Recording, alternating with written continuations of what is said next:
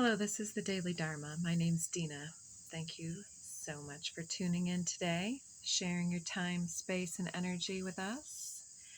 Let's open ourselves, take a moment, take a great big breath, fill your lungs with all the wonders of the universe trying to reach into your soul space. Nice little soul smudge there for all of us. Today, the stone that finally did want to make its appearance is Labradorite.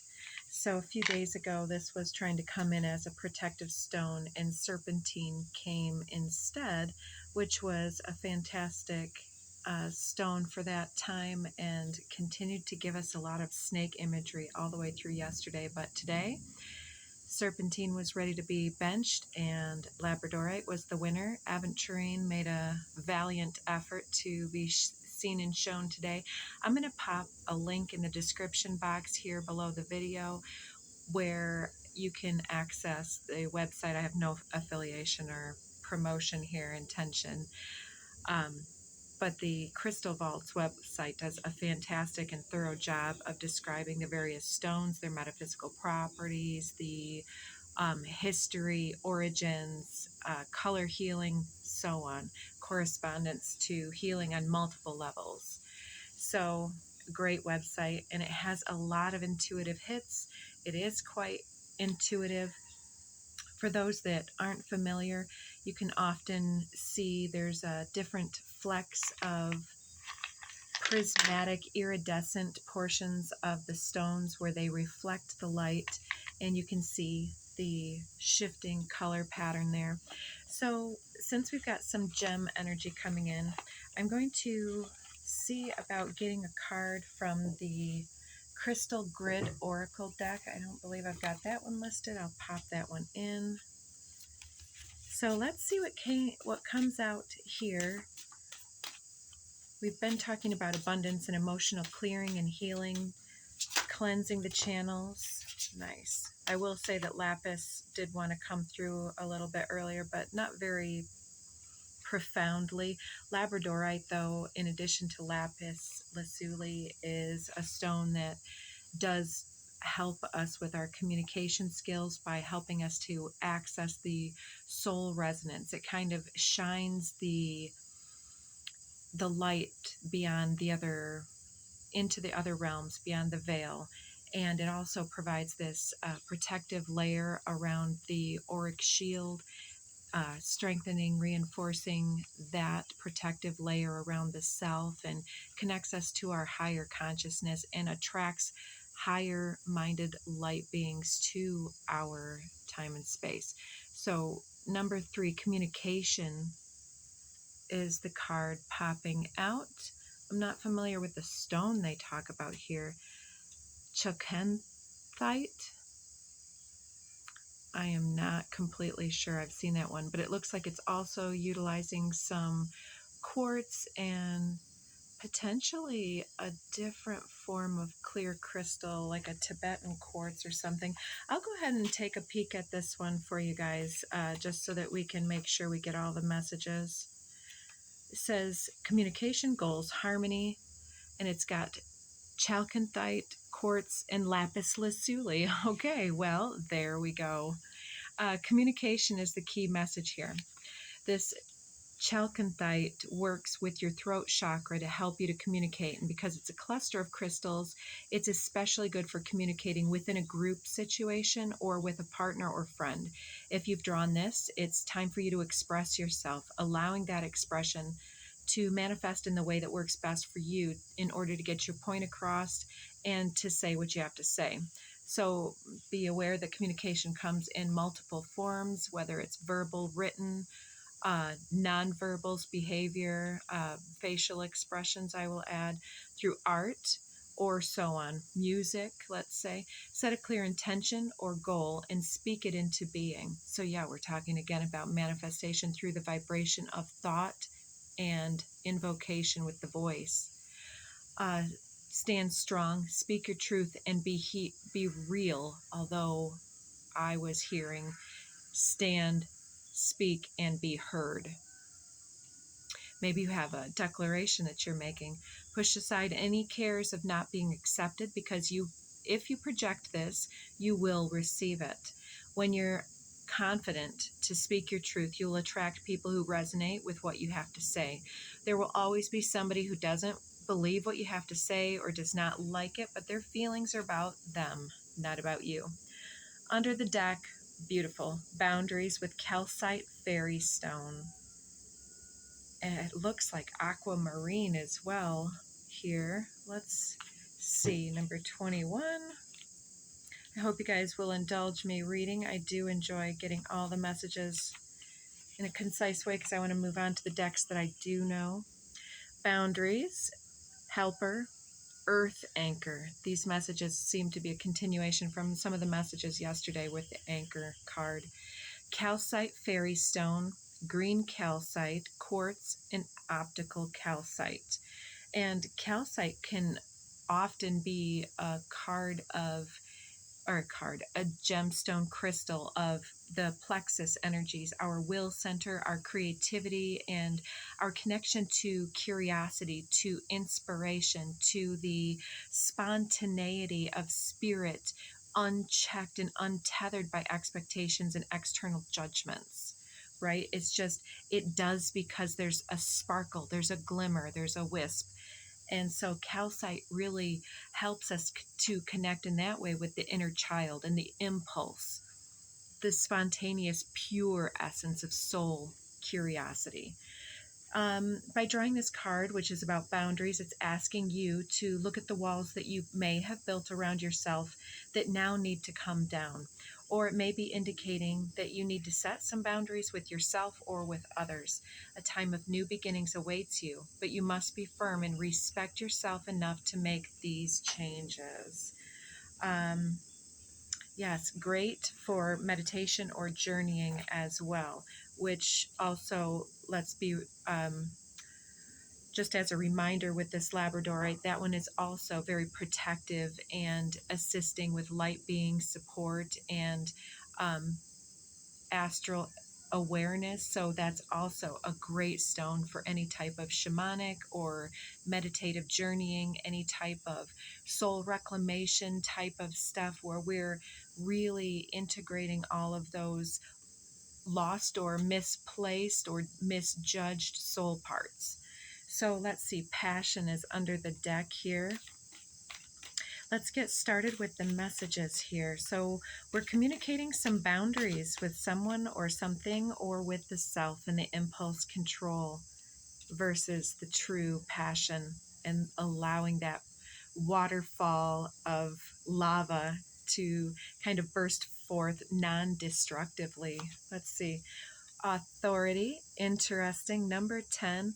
I saw 1010 again today on my clock getting ready for today's broadcast. And I will tell you, I see this so much. I just spoke up with Spirit. I'm like, thank you so much for the confirmation. But, since you keep offering this number code, help me to understand the deeper message behind that. I've been interpreting this as confirmation that despite outer judgments,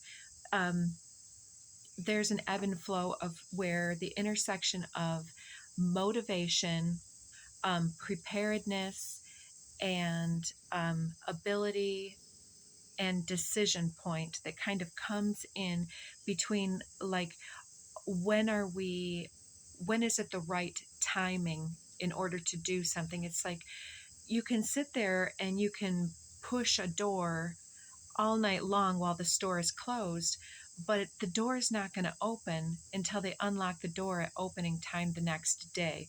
In the same way in our lives, it's like, we can waste a lot of energy pushing something in a singular direction and become very disappointed when the door doesn't yield. But the door cannot open before we're prepared, before that opportunity is prepared. And so what do we do in the meantime? Do we push on the door, or do we get busy living our best life? If this door remains closed for the moment, we need to not stare at it and long for it, but to create it by creating mutual resonance with the outcome. So I think that those who know will understand that. As I look up, I see 1001. So back full circle to the 10. So 1010, boom, is the number code for me that often represents the potentiality. It's like we could be doing anything, but we do have goals. So the 0 point of multidimensionality, all things possible, is the 0. It's the manifestation space of the cosmic womb, the cosmic egg that is surrounded by the shell or the veil of time and of space. And so until elements come into resonance or time comes into beingness, until the combination correctly locks into the correct mutual receptivity between all factors influencing an outcome, the one cannot be actualized in the singular direction of the manifestation. I know that's a lot of words, but I think that you know what I'm getting at here. It's like this often reminds me dually of the steering wheel of a car there in the central area with the blue and that tri wheel. But then also, as I look at the external things around it, it to me looks like a propeller of one of those planes, the ones that are just small ones that only fit a couple people. I don't know the names of those ones, but biplanes and seaplanes and of that type of size and variety. It's like the old school ones where you see them throwing the propeller.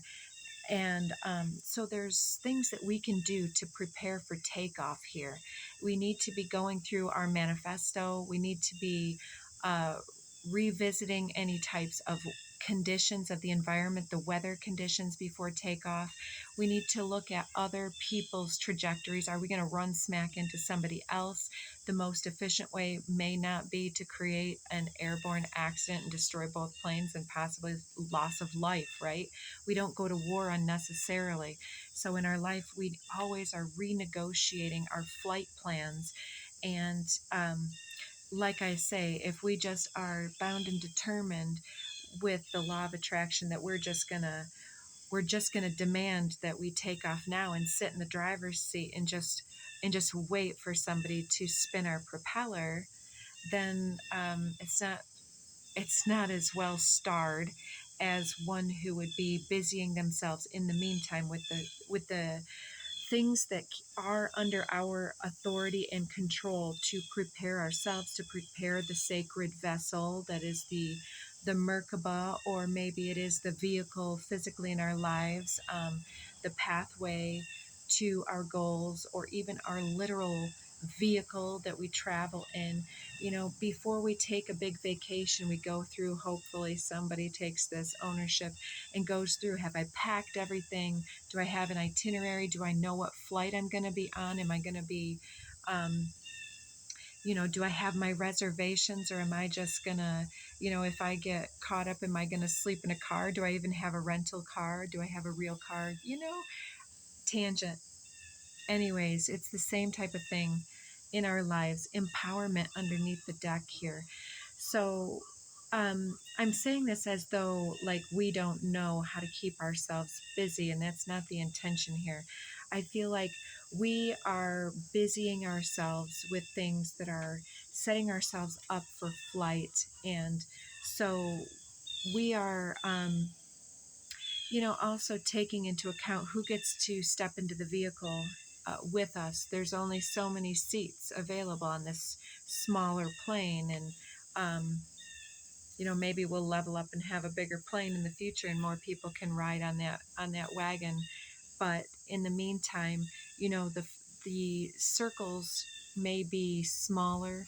They may be somewhat overlapping the different areas of life. Like maybe we have a good cohort, is that what I'm trying to say, between people that we network with or work with or ideate with, and then a group of individuals that we emote with and have our connectivity on the emotional realms, friends and family. And then we might have that circle of self and spirit and calling and integrity values, right? And it seems like there's this, I don't know what you call it, some kind of diagram. It's not a Venn diagram, is it? Where the three intersecting circles, and then it's like these two might overlap and answer this one common area. These two have one common area. These two have one common area. But the sweet spot is in the very center of the convergence between the three circles. It's like the self with the self, the higher self, the lower self, and the middle self, if you want to go in that more hierarchical viewpoint, which is, valuable to just kind of think about things in context of um, putting urges, desires, and manifestations in proper perspective, I guess. And it seems like these boundaries are all kind of hedging on our evaluation of where the sweet spot lies for us, and the communication here about really communicating and declaring to self and others through how we live our lives, how we author our lives. That is the narrative that we tie our reality to, the author I tie to. And so this is all about the becoming process and what values we're empowering, what self are we authorizing. I want to just not shuffle again and take the cards off the back. Conception, frequent flyer card here. There's a lot of references. Are you taking a trip? Is this metaphorical? So you're conceiving of a new idea. Maybe you're doing a business launch or a revitalization of a plan, a reimagination of your identity, or even your wardrobe or physical presentation in some way here. But I think I love nature. Can you hear that? Let's see, consciousness, conceiving of a new reality, a new consciousness level here. 17 and 16 here, conception and consciousness are in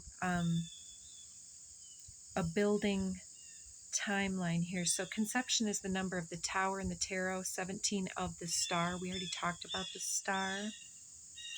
So conceiving of a star-born consciousness, hope, and alignment instead of expectation and entitlement. Yeah, I really was feeling prior to this broadcast, I know I've said it before, but for those who haven't heard it, it comes into this reading yet again. This year in particular, and many decades and lifetimes previous to this, many of us are, no matter what our generational healing is accounting to, many of us are also on the timeline of those who are empowering the divine feminine aspects of ourselves, no matter what gender or expression we might find ourselves on. Insofar as realizing that people have feelings with compassion and consciousness, recognizing that even when somebody is hyped up and highly sensitive in their emotions, that they have value. And when somebody is super hyped up in their ego, that's still evidence of highly sensitive emotionality. And the comparison and contrasting between those two ideologies, it's both are extremes. Neither is necessarily balanced, and they help us find our own center. And prior to going on camera today, it was talking to me about how both are highly sensitive individuals, but some are masking with ego and some are mired in their emotions. Some are denying their emotions and saying everything is logic and fact and harm and victimization, and another is maybe still doing victimization rhetoric here, but still plugged into the intentionality and the interplay, the dynamics at play in our lives right? And so when we come back into our center, we're in our own authority. It's like that is when we are balanced with our emotions and our ego, and when everything finds its proper place and value in our lives, when we can take in from those extremities and define the center, that's where we're at, where that consciousness starts to break through and the iridescence give way to understanding the alchemy at play, between all these players here. Let's see what else is here. Romantic love. That's an interesting one to come out as we're talking about all of this. So some of this may be the various conscious levels between partners, and it doesn't need to be intimate love here, because this is a general reading, although for many of us this will come through our partnerships, the ones that are closest to us. There may be aspects of these various people that are showing themselves to be on a different wavelength, a different understanding, and it's easy for the ego to become triggered. It's easy for the emotions to feel harmed, abandoned, rejected, fill in the blank. But these romantic love interests are giving us the authority over our emotions and ego to communicate appropriately about our boundaries. Like for instance, I saw something the other day that's making me think of when a couple comes together, you really have to set those boundaries where I'm a person who does not allow teasing beyond a certain point. It would be different if it was about something um, very mundane or ridiculous that had nothing to do. But the partner is aware of your intimate sore spots. And if they would tease you about those sore spots, it becomes unhealthy. That's my value and my boundary. And there would be those that would have grown up in a situation where teasing was a form of their affectionate banter. And that may have been okay with that person, but not with the other. So it doesn't have to be a deal breaker, but for some, we're looking back over different scenarios in the past where boundaries have been crossed, where communications were left disrespected and disregarded. Things were twisted, or, issues were ignored and thrown under the carpet and tripped over later. It may have been things that we failed to communicate our boundaries, or I say fail, but it feels that way. It feels somewhat self-abandoning and shameful and unjust when we recognize that in some level there was a complicity to something. Like when we break up with somebody and then finally we get to that point where we're like, I wish I had figured that one out sooner. All of those red flags were there, or something else in regards to that. So don't feel like you're alone in this if any of those things are going on for you. So there's this awakening, this breakthrough in consciousness where you are awakening to your own need for your own sovereignty, your own sense of identity and self-respect and healthy self-pride, to be an authority in what you need and demand in your remote romantic partnerships and other partnerships that are important in your life. Anything that influences you and has an effect on you is your personal space, and you are absolutely well within your rights to declare which things are disempowering to your soul self and to your healthy boundaries, right?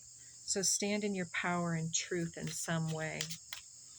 Let's get some cards from the Lenormand and see if there's anything else that Spirit needs to tell us to help us.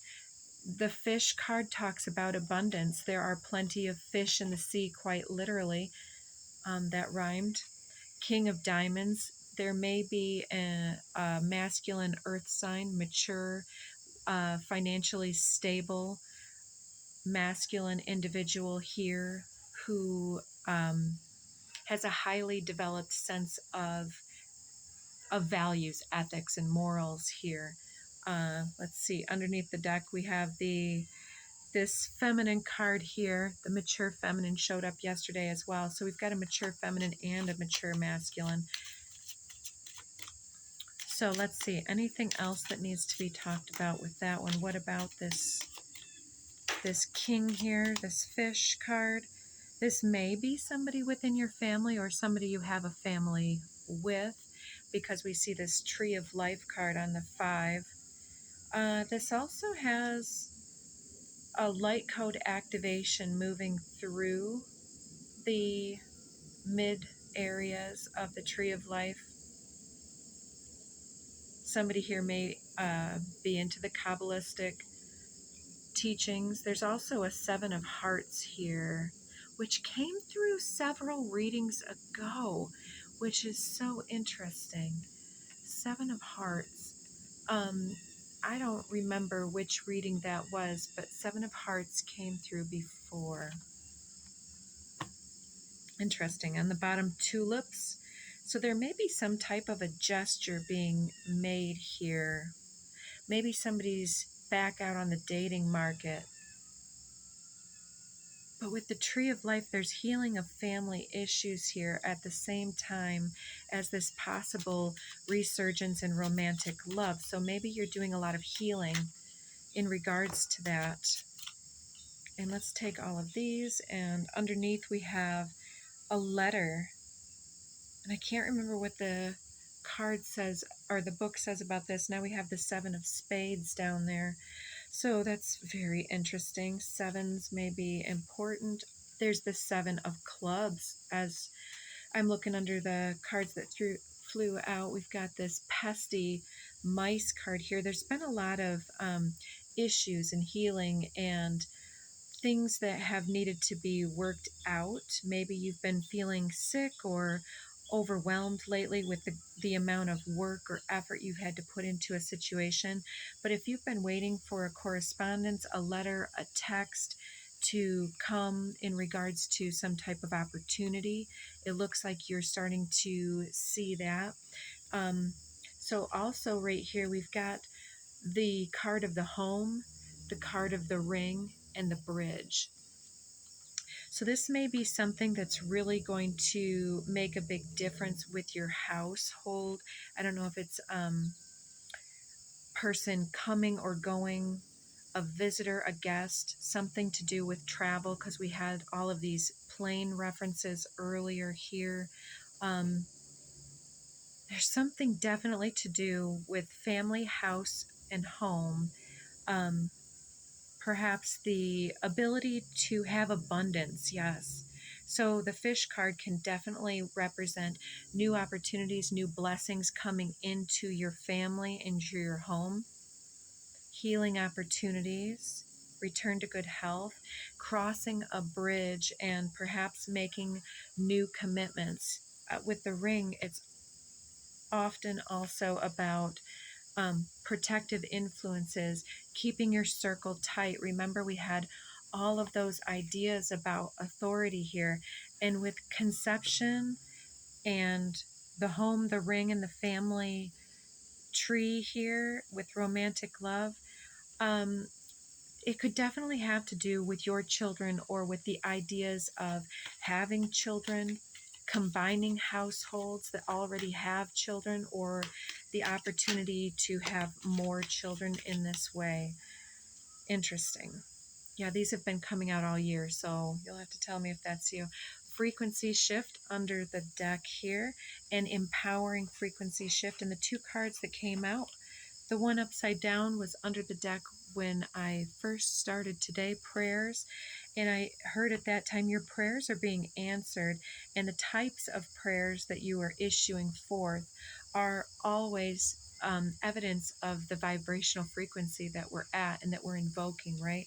And so as we manifest a frequency shift within ourselves, as we stand fully in our own energy, our own authority, and and communicate our boundaries and our needs up front with somebody, the quicker and easier that the universe can complete that request, the faster that our energy actually stops being of two minds and hearts, and heart mind combines into a clear central place, because the extremities can keep us kind of in that sickness and that duality, where in the center we're almost immune to or neutral to um, uh, I don't even have the word right now. So moving on, right comes out. This one also has been a frequent flyer lately. There's definitely something, maybe you are writing something, a note, a letter, an opportunity. Maybe you are petitioning other individuals. Maybe you're activating or advocating for a cause. But in this reading, it seems that all of this is in regards to garnering more wealth in some way. It can be spiritual abundance, especially with all the cards coming through, like consciousness. But to me, it's like um, maybe you're simply just writing down your own personal manifestation list for spirit and declaring what you would want to have in your romantic partnership, whether that's with an existing partner or with somebody you're calling in. What type of job, what type of family dynamic are you ready, willing, and able to put your best foot forward and to generate?